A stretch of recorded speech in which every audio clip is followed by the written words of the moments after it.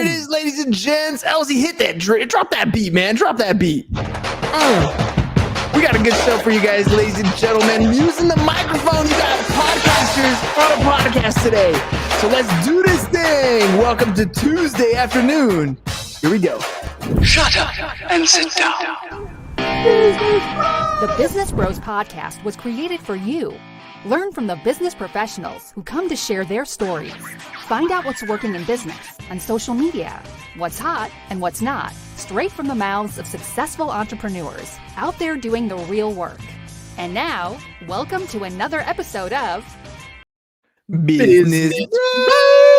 Yeah, let's do this thing, Ham. Drop the heat. All right, but first, Elzie, will you drop the beat at about 50% volume? All right, all you business pros out there, before we jump into the show, just a quick reminder to please subscribe on whichever platform it is that you're listening to us on today. Give us a like, give us a follow, subscribe, drop a review, help other like-minded business owners find value from our awesome guests while we rise up in those podcast rankings. We'll sincerely appreciate every single one of you for it, and if you want to be a guest on the show, we'd love to have you on to learn from you as well. Go to www.businessbros.biz, schedule your time slot. Don't forget to follow us on all our social medias at Business Bros Pod. All right, everybody, we're so excited and so honored to bring yet another incredible guest to the Business Bros Pod. Our guest today is all about one thing: growth. His expertise is in helping you get better at the craft of podcasting, and his mission is to help you grow as a podcaster, grow your audience, and grow your return on investment. Our guest is ever-changing and ever-evolving. The moment you try to describe him one way, he'll turn around and point you down another path. He's a man of original thoughts and unique thinking, but above all, our guest is a storyteller. He unpacks topics from unexpected directions and weaves his myriad of influences into his music, his speaking, and of course, his podcasting. As the mayor of Podcast Town, his vision is to create a town where every voice is heard, where people and brands connect, and where communication and relationships are cultivated through podcasting, coaching, and training. I hope you're excited to learn, because our guest has a lot to teach. Joining us today is the mayor of Podcast Town out of Milwaukee, Wisconsin. Welcome to the show, Elzie Flenard!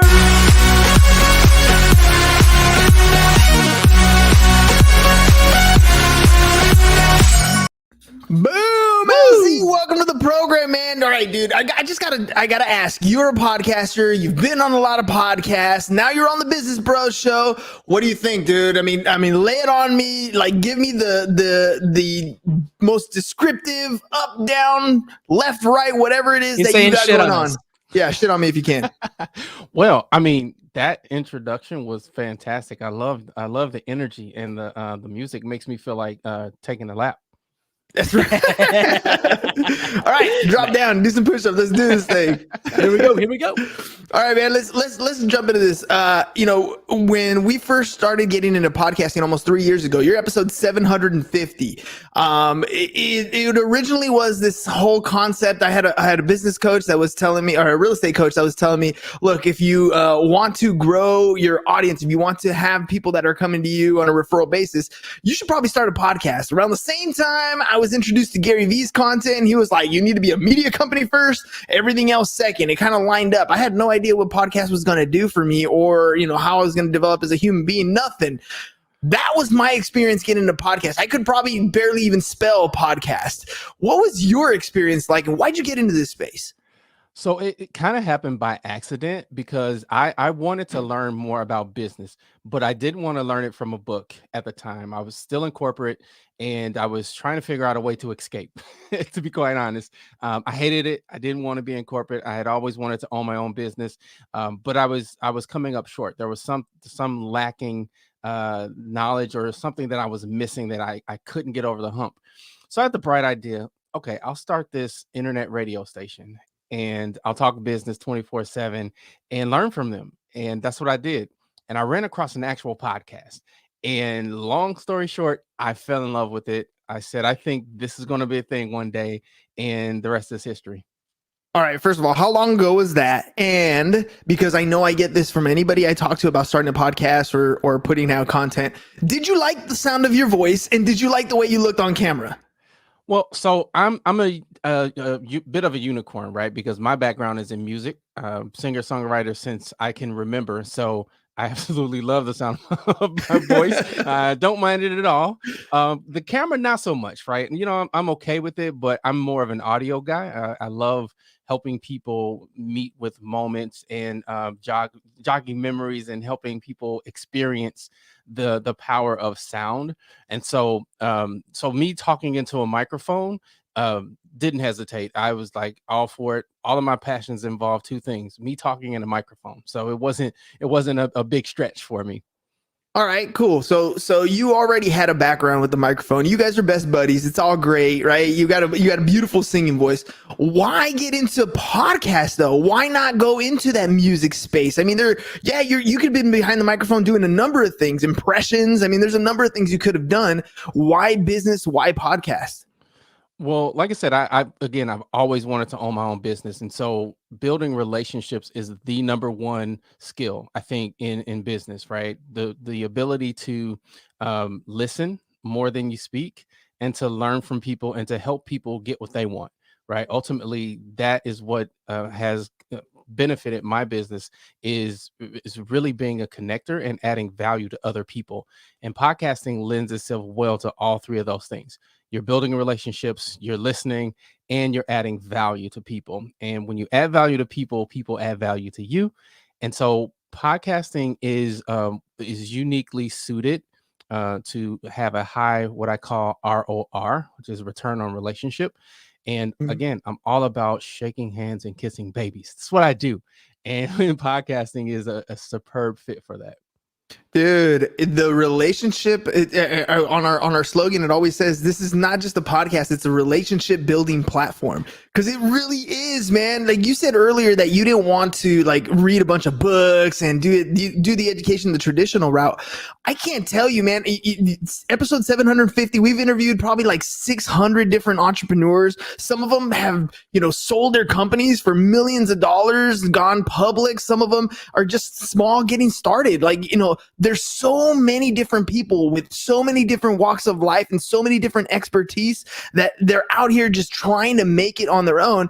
And then they take this 30-minute segment of the day and they come and share their wisdom with me. They tell me all the mistakes they've made. They tell me all the successes they've had. I mean, it's been one of the greatest educations I've ever come across. And it didn't cost me anything but time.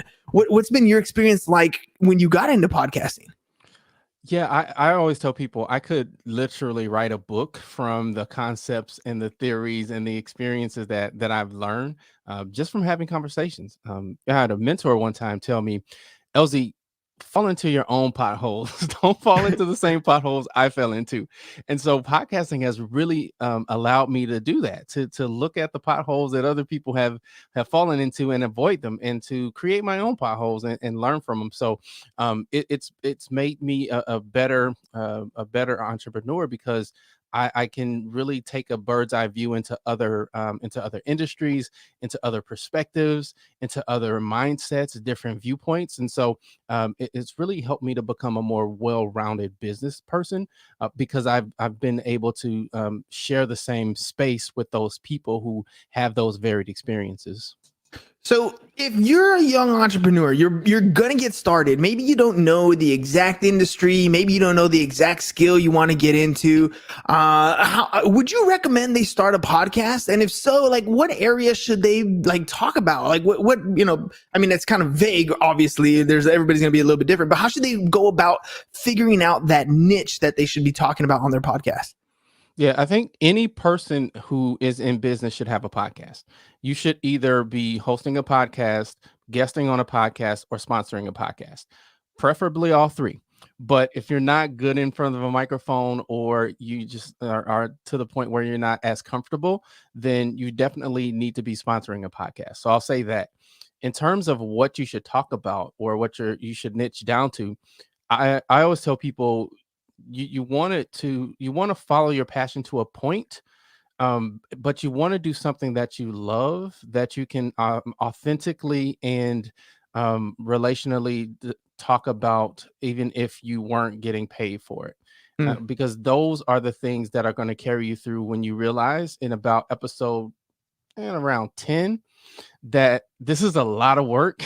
And if I'm going to grow this thing, I actually have to do the work. It'll carry you over those moments. So I would say follow your passion, the things that that make you angry, the things that keep you up, and really be intentional about the strategy and the why behind your podcast. And those things will carry you when you realize that it's a ton of work.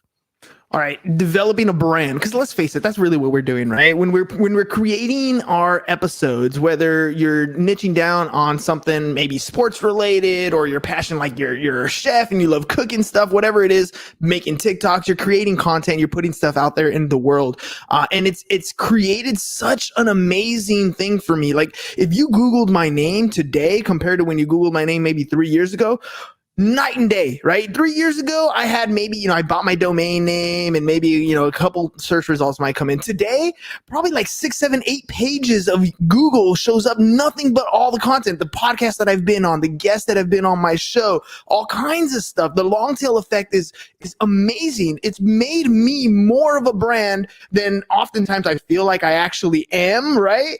But it's a strategy to help get your name out there, to give you that credibility. How do you feel about your online presence and your online credibility after producing your content?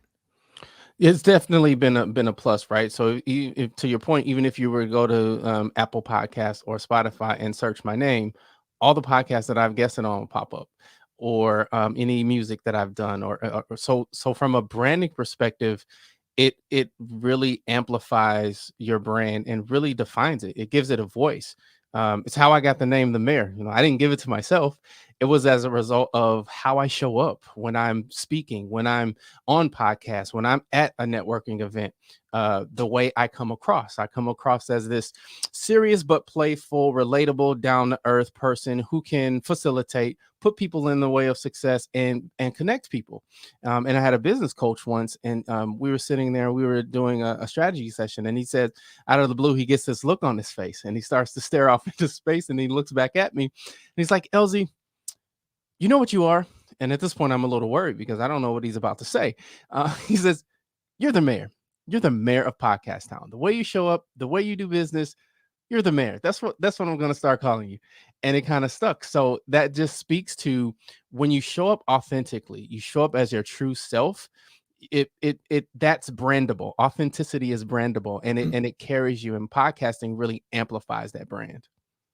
What about the practice, man? I mean, episode 1 of your podcast, even if you've been behind the mic, even if you've used to sing and you're comfortable, episode 1 compared to where you are today, there's a drastic change. Like, I know my energy level now when I show up on the mic, like it's amazing, right? When I put these headphones on and I start the camera, I get this like extra, like this second wind. Like all of a sudden my energy level gets just a little bit higher than it is normally, but it plays out really well on the podcast, right? And when you're listening to that audio, it's that extra energy. It's almost kind of like, where you hear that the camera adds 10 pounds. Well, if it's that way for energy, then I must have like 4 or 5 cameras on me, because I try to bring that high energy every single time. And it gives the audience a different experience, but that's not the way it was at the beginning. That's a skill that gets developed over time. When you talk to people who are getting started, how do you get them past that 10 episode, that pod fade that we talk about, right? To get that energy up, to get that creativity up, to get them to a level where they feel comfortable, and all of a sudden they're being approached and being told that, you know what, you're the mayor. Like, you come to the show, you bring some energy. Like, that was a great conversation. How do you get them to that level? I think it's like you said, it's a combination of a few things, right? It's again showing up authentically, being yourself, and being passionate. Passion is it's transferable, and it's contagious. I can sense passion, right? You can hear it in your over the speaker. And so when you have passion about whatever it is that you're talking about, people can hear it, they can sense it. So that will be the number one. The other thing is really listening to other podcasters that you look up to, and picking out the things that they do well that match with your true authentic self. And then finally practicing, working on it, because podcasting is a skill. And it's something that the more you do it, the better you get at it. And it's about finding your voice and finding that thing that makes you unique to you. and then doubling down on it, doing more of it, and getting better and better incrementally every time you do an episode.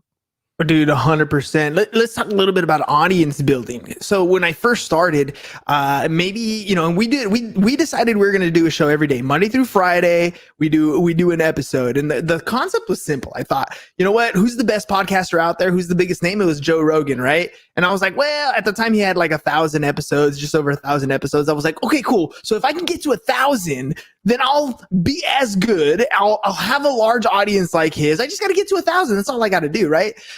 But the first 50, 60, 70, 80 episodes, I think it was only like my mom listened. Like she was the only one that was there. And to some people, that could be very discouraging. But in hindsight, it was actually really good because I was not very good at the beginning, right? So how do we start to develop an audience? How do we start to figure out that voice that we have, the ideal avatar that we're talking to, so that we can start to grow our audience? Because ultimately, that's what people want to do, right? They want to grow an audience. Yeah, I think it's important to understand that an audience is one person, right? So once you figure it out, and it will take time. When you're first starting, you're not going to know. You can plan for 5 years and you still won't know until you know. It's just one of those things that it's iterative and it takes time. But once you do know, and once you do figure out, okay, this is the person that I'm talking to, you just multiply it. Then you talk to 2 people, and then you talk to 3 people. But in the whole process, you're speaking to that one person, that one message, that one voice, and it'll amplify. When people are getting value, they tend to spread the word about it. Right. They tend to tell their friends about it. The people who are like them, who hang out with them, who are online in the same spaces that they're in. So once you figure out that one person, that one message, that one voice, it's just a matter of amplifying that and again, iteratively getting better at honing in that voice and speaking to that person.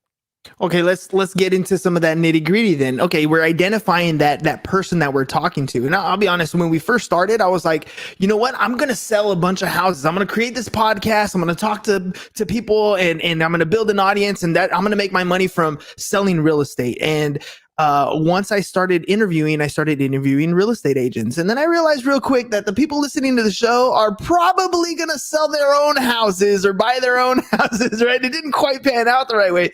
So I had to kind of pivot and shift. And I started mixing myself up in this thought process of grow the audience, monetize the audience, grow the audience, monetize the audience.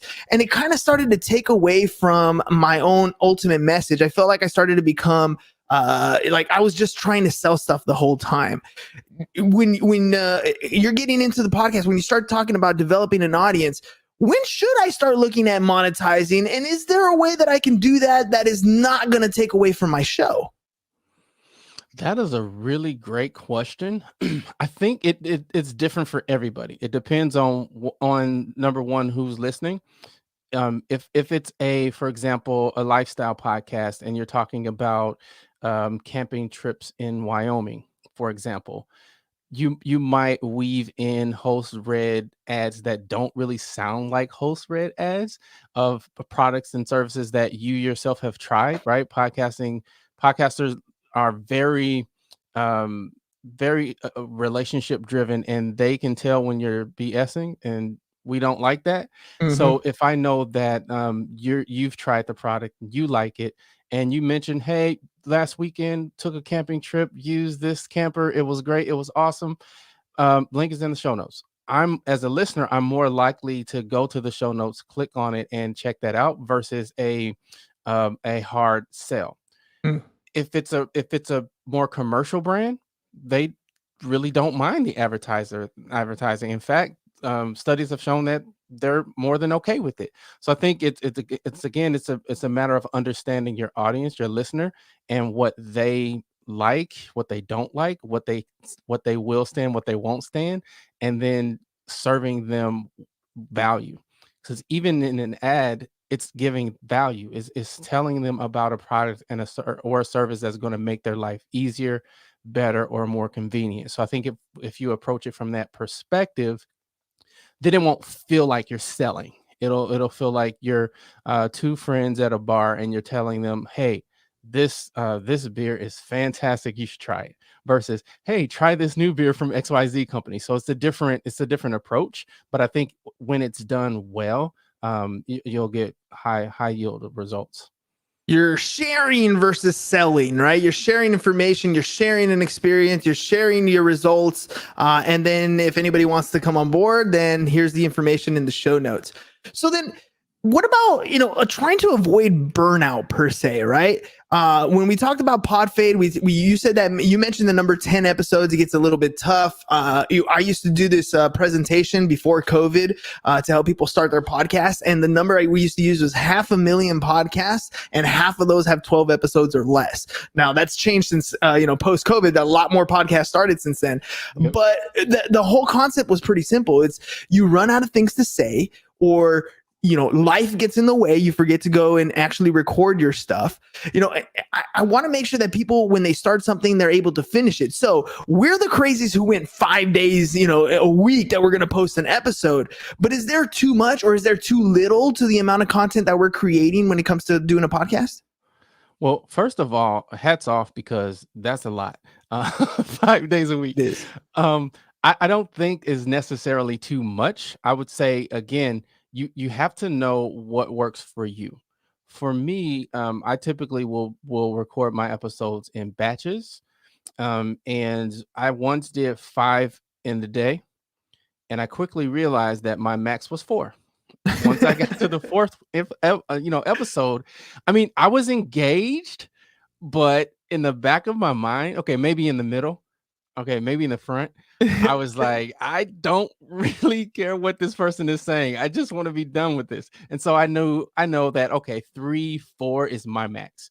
So I'll do 3, maybe 4 at a time. And then I know, okay, that's it. I can't do more than that. So it's really just a matter of understanding what you can do efficiently and effectively, and listening to your inner podcaster when it tells you, hey, you should not do that, you shouldn't do this. So some people, they can rock it out and do 5 episodes a week. Some people, there's no way that they will be able to do that. So I think you just have to be honest with yourself, taking your goals in mind, and then kind of working backwards from there. Oh man, it's funny that you said that. You get like 3 or 4. You're like thinking, no, this is not for me.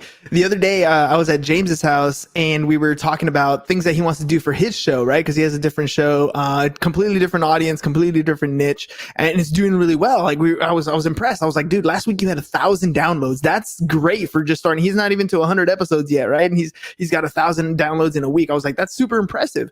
And I was like, dude, you should do this, and you should do this. And he looked at me real quick, and he was like, man, he's like, you know what you're really good at? He's like, you're really good at turning fun stuff into work. Like, you know what I mean? Like, and for me, that is one of my strengths. Like, if you have a passion and you legitimately want to turn it into a business, you need to come talk to me, because I'm ready to ruin your fun and turn it into something that's profit producing, right? But at the same time, knowing those limits and understanding when, if you're doing a podcast, and yes, it could be part of your overall marketing strategy for your business. You have to be visible. You have to be able to show up on a regular basis. Otherwise, you're not going to be there for your clients, because they're not going to know you exist. But can you, when you're talking about overdoing it, is there other things that you can do in this podcast space or in your business space that's related to the content, so that maybe you're burnt out of being behind the microphone, but you can shift your attention to something else that's going to keep you in that positive direction? For sure. And as I alluded to earlier, I think if you're in business, you should be hosting a show, you should be guesting on shows, and you should be sponsoring shows. And in all 3 of those situations, you should be taking that content and repurposing it into tweets, into graphics, into what I call audio snippets, audiograms, as much as you can humanly think of. Taking that content and squeezing it like it's the last orange in your refrigerator, until there is literally nothing left in that of that content, and repeat, rinse and repeat. Squeeze that content, repurpose it, share it in different spaces, in different formats, right? Sharing on LinkedIn should look different than sharing on Facebook, should look different than TikTok, should look different on Twitter. So there's always opportunities to take maybe the same quote even, add a different graphic to it or create a longer form for LinkedIn. So so I would say again, you're hosting a show, you're guesting on shows, you're sponsoring shows, and you're taking all the content out of all three of those spaces, and you're literally squeezing it like you're making orange juice in your kitchen. All right, we've hit a couple different things. We talked about being uncomfortable with the camera and the audio. We've talked about pod fade. We've talked about different things that you can do that are not behind the microphone that can help grow your podcast. Let's step over to this last hurdle here: equipment. How do I get my show out to the masses? How do I syndicate? How do I get it on YouTube? How do I get it on Facebook? How do I create the video? How do I create the audio? What equipment should I use? There's all kinds of stuff, right? What's the simplest solution, at least today, that you've come across to help them? Like, what do you need to get started so that you can at least start taking those first steps? Yeah, I have this saying that I share with my son. I'll ask him, how do you eat an elephant? And the first time I asked him the question, he looks at me like, Dad, are you crazy? You can't eat an elephant. They're too big. But the answer is you do it one bite at a time. And so I always tell people you want to start with the end in mind. Because it's going to depend, right? If you're a corporation and you have a budget to get a Rodecaster Pro and a SMB7 and all the high end stuff, then maybe that works with your goal. But if you're just starting out, you can get an Audio Technica ATR 2200, plug it into your laptop, and there you go. So I think it depends on your budget and your goals. But the more important thing is making sure that you know how to use what you do have. You can use Audacity, works great. Used it for years. It's free, Yes. And again, the ATRs are $100, so you can get an ATR, pop Audacity in there, and there you go.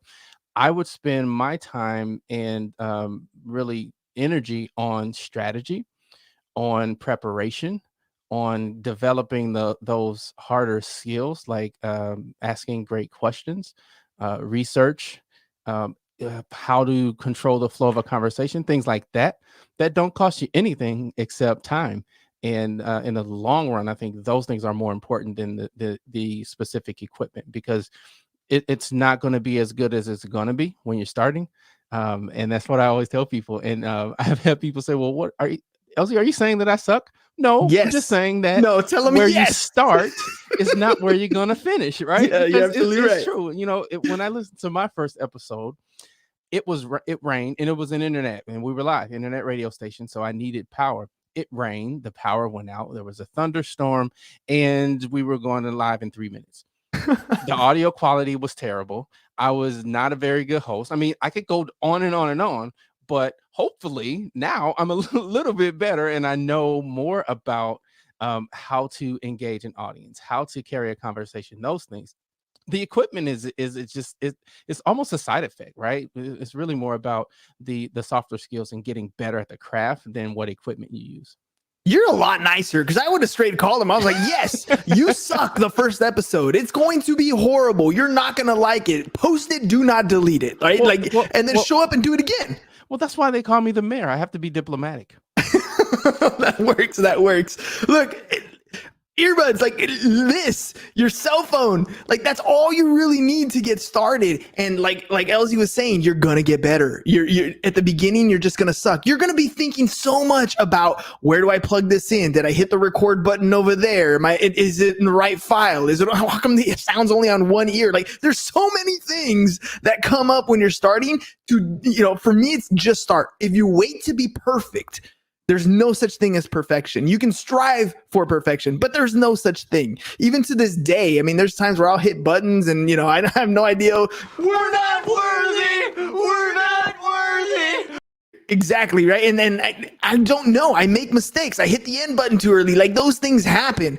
All right. Last thing is receiving criticism, like taking compliments, but also receiving criticism. And it's okay. That's going to happen. There's stuff that happens in your comments. There's going to be trolls. There's going to be people who critique you. In my opinion, you're finally doing it right when you do have some of that negative feedback. So I'm going to ask Elzie. Elzie, we're at the end of the show. So 2 things. 1, if people want to work with you, how do they get a hold of you?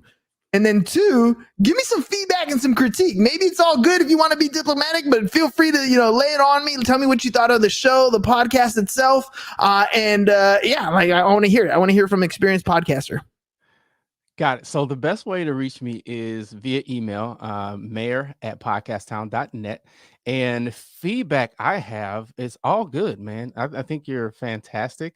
I love the presentation. I love the energy. I love the questions. I can tell that you've been doing it a while, so it's always refreshing to be on a show where the host is fantastic and engaging and energetic and asks great questions. So I don't have any critiques. The only critique is I wish I had more time to talk with you. But other than that, it's all good, man. Oh man, well we can always schedule a part 2. Part 2 is I'm always down, man. Again, what you described today and what we basically walk through, that's the path that you have to do, not just with podcasting, with pretty much anything that you step into. I'm literally working with Billy Gina's marketing, and I'm going through a certification course, and I'm learning a lot when it comes to advertising and marketing, because that's what we do here on the show. So I go to a mentor. I go to somebody who's succeeding at a high level. I take out my wallet, I pay for the help, and I learn from those people who are already doing it. Because I'm not going to go to somebody who's never done it before and try to take their advice. I'm going to go to somebody who's in the trenches right now, who's actually doing the work that I want done, and I'm going to learn from them. And Elzie is one of those people, like literally just doing the damn thing, right? We're showing up every single day to do what we do, and he's showing you how to take a step forward. He's showing you how to step over your own ego, your own objections, the own hurdles that are going to come your way. And I know he won't tell you, but I'll tell you, you're gonna suck. It's just part of how it works. But the good thing is, every day that you show up, you're getting that much better, and you're going to look back after 10, 20, 30 episodes, and you're going to do the same thing I do all the time. You're going to say, don't listen to episode number 1. It wasn't my best stuff, but today I'm ready to rock the show. Right, Elzie? That is absolutely correct. All right, man. Well, hey, thank you very much for coming on the show today. Is there anything that I may not have asked that you wish I would have asked you? I don't think so. I think you covered it, man. You are a pro, so nothing no stone was left unturned. All right, do me a favor then. Hit that outro music, dude. Let's do this thing. We didn't even get to play with the soundboards very much. I'm telling you, you can take your podcast to the next level. Hit it, Elzie. Yeah.